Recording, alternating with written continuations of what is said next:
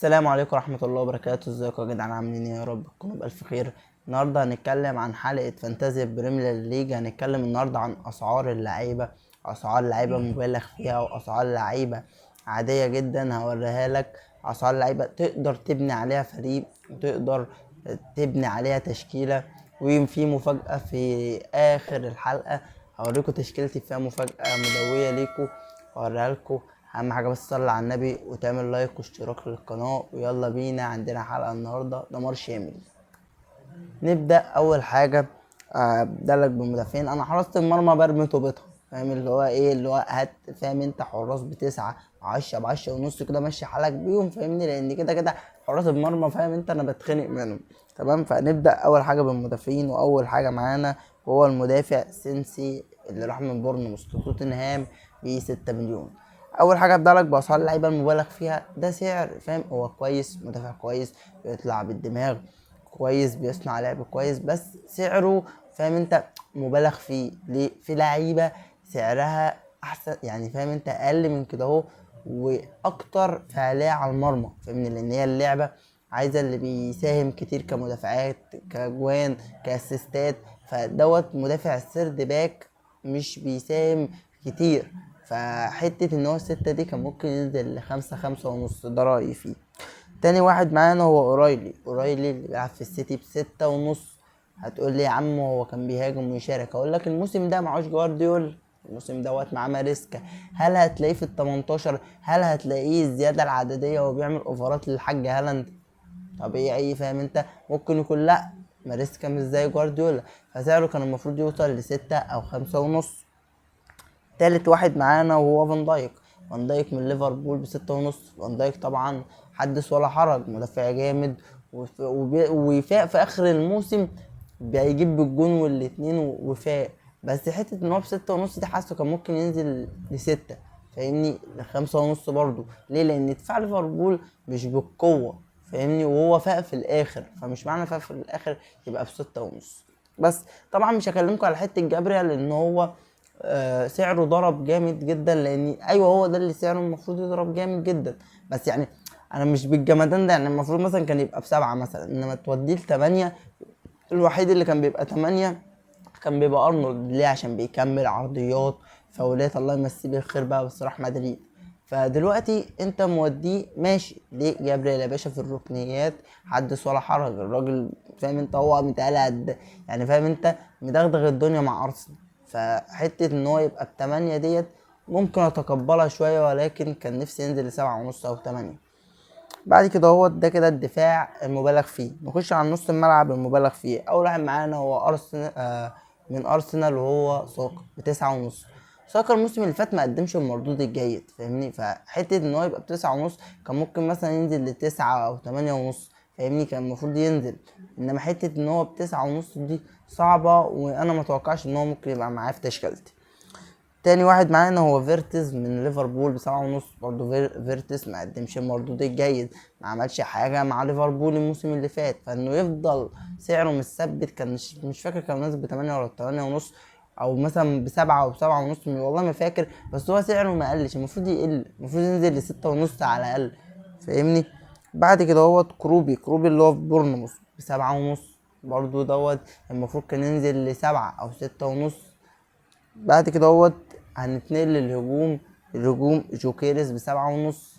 برضو حته الجوكيريس دي كان المفروض يبقى ب7 او ب6 ونص، فاهمني؟ عالي قوي. انا عارف ان هو معاه بلنتيات، بس في وجود ساكا وفي وجود اوديجارد حته البلنتيات ليها ممكن تبقى ضعيفه شويه. فحته ان هو ب7 ونص ديت برضو مزمزق منها. والتاني معايا هو ايزاك ما لعبش خالص مع ليفربول الموسم اللي فات، يعني فاهم، ما شاركش، ما ساهمش، ما قدمش المردود الجيد. فانه ينزل ب9 دي كنت عايزه مثلا 8، 7 ونص. تقول لي ايزاك، اقول لك ايوه ايزاك لان ايزاك المردود الجيد ما قدموش، فاهمني؟ ما عملش حاجه مع ليفربول الموسم اللي فات، كان طول الموسم مصاب. فانك انت، هو كان نازل ب10 او ب10 ونص، فانك تنزله 9، لا نزله تاني، هو الراجل ما لعبش. بس هم ممكن يكونوا مزودينه علشان هم متاكدين ان هو ممكن مثلا يبدا الموسم، لان هو المهاجم الاساسي بتاع ليفربول وهيلعب معاهم، فهو ممكن يكونوا ثبتوا سعره على كده. كده اللعيبه اللي هم سعرهم مش احسن حاجه ومش عاجبني قوي من وجهه نظري. اللعيبه بقى اللي سعرها كويس وعاجبني الصراحه، خش بسم الله الرحمن الرحيم في المدافعين. ميتشل بتاع كريستال بالاس المدافع ب4.5، كويس جدا. واستغربت جدا ان هو معليش، لان هو الموسم اللي فات كان كويس جدا، فحته ان هو يفضل ب4.5 دي حلوه حلوه وخاطفه، وحط عينك عليه وكويس. تاني واحد معانا هو اينا بتاع نوتنجهام ب4.5. انا عارف ان الموسم اللي فات ما عملش احسن حاجه، بس الراجل ده لو فاق اتفرج على الاسيستات، اتفرج على الاسيستات، جناح طاير على طول، بيصنع على طول، بيساهم على طول، بيسجل. في حته برضو ان هو نازل ب4.5 كويس، حط عينك عليه. كيركيز من ليفربول ب5.5، سعره اللي هو ولا حلو قوي ولا وحش قوي، بس اللي يخليني ممكن اتشد ليه المدرب بتاع بورنموث اللي هو كان معاه راح ليفربول مكان سلوت، فهو اصلا كان مقدم مردود معاه في بورنموث عالمي. في حته ان هو يروح له ليفربول، لا انت هتلاقي معاه اداء حلو، حط عينك عليه. والاتنين روبرتسو، واحد اللي هو في فولهام وواحد اللي في توتنهام، الاتنين ب4.5، حاجه كويسه جدا فيهم. برضو بالذات روبرتسون بتاع فولهام، ليه؟ لان روبرتسون بتاع فولهام ممكن يكون معاه بلنتيات بعد ما راؤول مشي، هو اللي هياخد حته البلنات، على طول طاير، على طول بيصنع، على طول بيساهم، ممكن يخش في ال18 ويسجل معاه الكرات الثابته والركنيات. بتاع فولهام روبرتسون ب4.5، حط برضو عينك عليه. ده كده يا باشا خط الدفاع. خش على خط النص. خط النص وخطفة الموسم لو بدأ فودن نازل ب7، فاهمني؟ اللي هو انت فودن ده كان من 8.5 وانت طالع، فحتة ان هو ينزل ب7 دي، ده لو بدأ الموسم خطفة الموسم، حط هناك عليه برضه. نداي اللي هو في ايفرتون، ما هو بيقولوا ممكن يروح الهلال، لو ما راحش الهلال فده برضه خطفة. راجل معاه الكرات الثابتة، راجل معاه البلنتيات، ونازل ب6، ده برضه انا استغربت ان هو معليش، فده كويس برضه، حط عينك عليه. ويحط عينك برضه على منتي ده اللاعب اللي هو في برايتون نازل ب6، ده برضه كويس جدا، حط عينك عليه، عجبني الموسم اللي فات في بعض الماتشات. برضه حط عينك على مين؟ على بيرنز اللي هو في نيوكاسل، هارفي بيرنز، اللاعب دوت برضه ب6 وكويس، فاهمني؟ هيبقى الجناح هو اللي مكان جوردون، فحط برضه عينك عليه، كويس جدا، وهيبقى شغال مع فولتاميتا وويسا، ركز عليه برضه.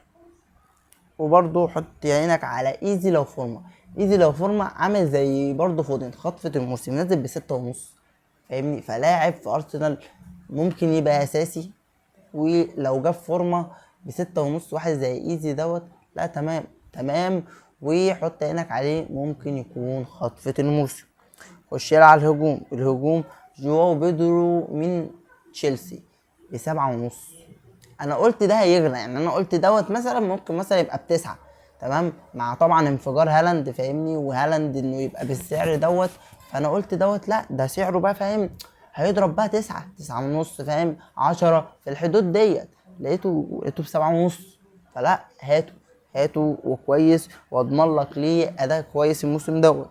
بعد كده كيلفين لوي من ليدز ب6، حلو جدا، فاهم؟ لو عايز واحد مثلا معاك على الدكه، لو انت هتجيب هالاند وجواو بيدرو، ده على الدكه معاك يبقى فل الفل. حط هناك برضو على ايفانيلسون بتاع بورنموث ب6، عارف ممكن كنتش بيساهم كتير، بس الموسم ده ممكن يساهم، فحط هناك عليه برضو، نازل ب6، سعره كويس جدا. بعد كده هو ماتيتا كريستال بالاس ب6.5، مش عارفش برضو. ماتيتا ده المفروض مثلا كان يبقى ب7 ولا 7.5، كان المفروض يعلى لان كان عامل اداء كويس مع كريستال بالاس، فبرضو حط هناك عليه. ويا رب يلعب اساسي عشان نيكيتيا برضو بدأ ينطح معاه، فحط برضو هناك عليه. حط عينك برضو على ايجور جيسوس دوت بتاع نوتنجهام، نازل ب6. اللاعب دوت في البلاي سيزون جاب 3 اجوان، والسنه اللي فاتت كان بيخطف اجوان كده اهو، فبرضه كويس جدا بسعر كويس جدا. اللاعب ده انا هبص على اول جولتين لقيته شغال هجيبه، بصراحه كويس جدا ايجور جيسوس. بعد كده حط عينك على جورجينيو روتر ده في برايتون نازل ب5.5، اللي هو ممكن يبقى المهاجم التاني او بديل ويلبك، فاهم؟ لو ويلبك مشي، او هو ساعات بينزل مهاجم تاني معاه. روتر هو معروف بكلمة روتر، فحط عينك عليه، وعلى طول شهرته روتر، فحط عينك عليه، نازل ب5.5. الواد دوت خطوة على طول، كنت تلاقي روتر سجل، تعدي من بعد كده روتر سجل، فلا حط عينك عليه كويس جدا. وانا برضو احط عين عليه اول جولتين، عجبني هجيبه، ما عجبنيش افضل زي ما انا وهوريك تشكيلتي في الاخر. بعد كده حط عينك على سولانكي. في لو ما مشيش من توتنهام، سولانكي نازل ب6، جامد قوي. يا هو يا ريتشاردسون، والاحتمال الاكبر هو يلعب لو ما مشيش، لان توتنهام ما عندهاش مهاجمين. فكويس جدا، هيبقى خطوه كويس. واللاعب ده لو جاب مستوى احنا كلنا عارفينه بورنموث كان كويس، فبرضه حط عينك عليه. فكده ابقى خلصت اللعيبه اللي هم اسعارها من وجهه نظري مش احسن حاجه، واللعيبه اللي اسعارها كويسه. يلا بينا اوريك تشكيلتي. تشكيلة العبد لله يا باشا: في حراسة في المرمى ليمنز، وبديله بيكفورد. تمام. بعد كده هو تخش لها خط الدفاع، جايب ميونز اللي هو في كريستال بالاس، على طول باك طاير، على طول باك بيساهم، بيسجل، بيصنع كويس جدا. جايب تاني اينا اللي هو بتاع نوتنجهام زي ما قلت لك ورشحته لك، على طول طاير، على طول بيهاجم، على طول بيسجل كويس، جناح. تالت واحد معايا وهو جابريال برضو جايبه، غالي بس على طول بيساهم. انا مش هعمل دبل. انا بص، انا طبيعتي ما بحبش اجيب دبل مدافعين من فريق. ليه؟ لان لو لبست هلبس. لا، انا اجيب لاعب ممكن يكون غالي بس ثمنه فيه، الركنات بتتلعب عليه، كل حاجه بتتلعب عليه، وإن ما اشتغلش هطيره كده كده معايا سعره قبل ما يرخص. بعد كده هو في خط النص جبت سيمينيو من السيتي. طبعا هو يعتبر كان اداؤه حلو الموسم اللي فات، مش عارف هيبقى عامل ازاي مع ماريسكا، ولكن انا واثق في امكانياته، لعيب كويس جدا وهيساهم كتير. جايب ايزي زي ما قلت لك، ايزي لو جاب فورمه هيبقى حاجه عالميه، وهيبقى صفقه الموسم. وجايب التالت وهو كونيا من مانشستر يونايتد. والمفاجأة اللي انا مش داخل ببرونو، مش داخل بيه، حاسس ان سعره 12 غالي كان المفروض يبقى ب 11 او ب 10 مثلا، لكن غالي وليه ناس. يعني لو انت مش عايز تشتري، ما عشان ما تقوليش بس محمد ماهر قال لا يا عم، لو عايز تشتري اشتري. انا كده كده جايب كونيا، حاسس هيتألق عن كمان موبيمو، حاسه هيتألق. بعد كده جبت مورجان روجرز راح تشيلسي، بس يعني انا مقلق من حته مشاركته، فانا هشوفه برضو اول جوله اول جولتين، ما عجبنيش ممكن اطيره. ممكن اجيب مينتيل اللي قلت لك عليه، ممكن اجيب ساعتها نبقى شفنا اللعيبه اللي اشتغلت في خط النص. لو مثلا موبيمو اشتغل ممكن ازود النصايه، فاهم يعني، اشيل من ده واحط عند ده، فاهم انت، واجيبه لسه هشوفه هيشارك ولا لا. بعد كده هو روح لي في الهجوم. جبت ايزاك، ايوه انا واثق فيه، حتى لو ب9، بس هو المهاجم بتاع ليفربول بقية الموسم، فهو كويس جدا. وجبت تياجو من برنتفورد. طبعا انتوا شفتوا قدم موسم جامد جدا مع البلنتيات، واكتر فريق، تالت اكتر فريق في الدوري اتحسب له بلنتيات هو برنتفورد، ودخل تياجو وسجلها. والتالت وهو جواو بيدرو من تشيلسي زي ما قلت لك، كويس جدا وصفقه جامده جدا ب7.5 ومغليش. فحته كمان ان هو انت ما جبتش هالاند ازاي يعني، ولا برونو ولا هالاند. انا بصراحه حته هالاند انا عارف ان هي ريسك كبيره ان ما اخشش بيه، ان انا ما اخشش بهالاند الموسم، فدي ريسكيه وممكن تذبحني حرفيا. ولكن انا قلت يلا، كده كده انا عايز اعمل فريق قوي، عايز اعمل فريق فيه كذا عنصر كويس. هوريك دلوقتي دكتي كويسه، فيها لو حصل حاجه ممكن ابدل ده مكان ده مكان ده. انما هالاند لما يبقى معاك ممكن دكتك تكون قويه، ولكن مش بالدرجه الكافيه. خش لي يا باشا على الدكه زي ما قلت لك معايا بيكفورد صار بتاع كريستال بالاس. هو ما فيهاش الا صار وماتيتا في الهجوم، فصار برضو كويس لو احتاجته ب6.5 هيمشي معاك الدنيا، وممكن ينزل مكان اي حد. بعد كده هو جبت لك بيدرو بورو اللي كسب كاس العالم مع اسبانيا مش فاكر والله ب5.5 ولا ب6. بس حته ان هو على طول برضه طاير، على طول بيهاجم، على طول توتنهام بتلعب عليه ان هو العرضيه او الشوطه، فهو انا جبته وكويس جدا. والتالت وهو روبرتسون بتاع فولهام، مش بتاع توتنهام، لا بتاع فولهام. ده كويس زي ما قلت لك، ممكن يكون معاه البلنتيات، معاه الكرات الثابته، معاه الركنيات، وعلى طول طاير، وعلى طول بيعمل عرضيات. فتشكيله يعني هو لغايه دلوقتي هي مبدئيه، ولكن كمجمل لا، لعيبه تمام. لو في حالتهم ولو توقعات انا ليهم، فلا ان شاء الله يعملوا حاجه. انت كمان ما تنساش تقول لي رايك في الحلقه، ما تنساش تقول لي رايك في التشكيله، ما تنساش تقول لي تشكيلتك ايه، ولو عايز اي حاجه اكتب لي في الكومنتات، الكومنتات مفتوحه للجميع. وكده تبقى انتهت الحلقه، ولو عجبتك ما تنساش اللايك والسبسكرايب، ولو عجبتك رن الجرس عشان تشوفنا على طول. كان معكم محمد ماهر في برنامج كرة بالعقل. سلام.